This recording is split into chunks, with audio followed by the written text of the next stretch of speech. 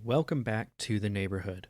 My name is Dylan, and today we'll be talking about Control.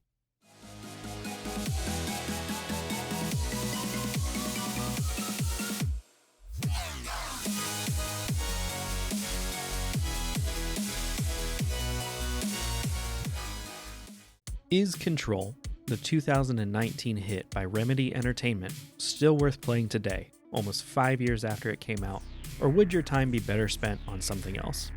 Whether you're wanting to check out Remedy's back catalog after playing Alan Wake 2, saw this game while browsing through Game Pass, or saw this game recommended somewhere and wanted to check it out, hopefully we can help you answer that question today.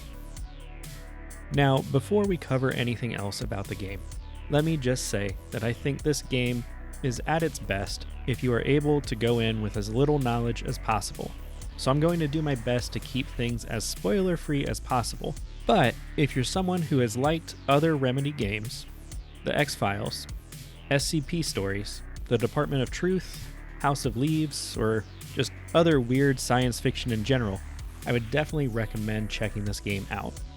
If you don't fall into one of those categories, I'd still recommend the game because I think it's well crafted, but the story and exploration may not hook you as much. If that's enough, go check out the game and come back and let us know what you think. But if you're sticking around to learn more, let's talk about the gameplay. Control is a third-person action-adventure game set up kinda like a Metroidvania, where you unlock new powers and clearance levels as you progress, allowing you to access previously unreachable areas and open locked doors. Usually, these powers come with some combat utility as well, allowing you to weave in new tactics to the gunplay, such as creating a shield to protect yourself or throwing objects at your enemies. The various abilities can be upgraded as you progress through the game, expanding what they are able to do and making you even more of a force to be reckoned with. You can set 2 forms for your weapon, unlocking more options as you play. These change it into different archetypes, like a shotgun or a sniper. Combat gives you a chance to mix up your gunplay and use powers to exploit enemy weaknesses in order to overcome the encounters. The game shifts between exploration and combat as you traverse the 4 main sectors of the world, with 2 additional ones being added by the DLC.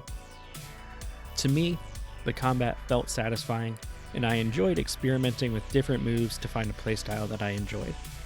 This game came out the same year as Jedi Fallen Order, and it's surprising that it feels like it does the Force powers better than that game did. I also loved exploring the world and using different powers to reach new areas and learn more about what was going on. Speaking of, let's touch on the story. I'm going to cover the story in as spoiler-free of a way as I can because I think discovering what is going on along with the main character is a key part of the experience. You play as Jessie Faden, who has come to a mysterious building in New York City in search of her brother, Dylan.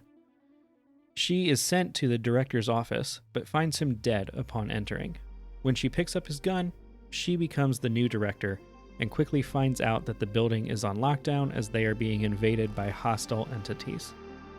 Throughout the rest of the game, Jessie rescues survivors and works with them to try to retake the building, tries to track down the director's old team and learn more about what happened and the threat they now face, all while continuing to search for her brother. Along the way, she can take on various side quests to learn more about the paranatural world she now finds herself in, as well as picking up the various collectibles which expand the lore. The first DLC, Foundation, continues the story from the main game, while the second, AWE, is a crossover with Alan Wake. I absolutely love this world and was eating up every bit of lore and story, and I can't wait to see what they do with this property next. But what about this game? What grade does it get? For me personally, Control earns an S. Now, I am predisposed to love this X-Files meets SCP weird fiction game, so I'm recognizing that I'm a bit biased. If that's not your cup of tea, I can see the story and the world not having the same impact. Despite that, I think the game holds up, and I could still see it earning an A or a B for those people, as the traversal of the world and frenetic combat is a ton of fun. There are several set-piece type moments throughout the game that I won't spoil, but are some of my favorite parts of any video game.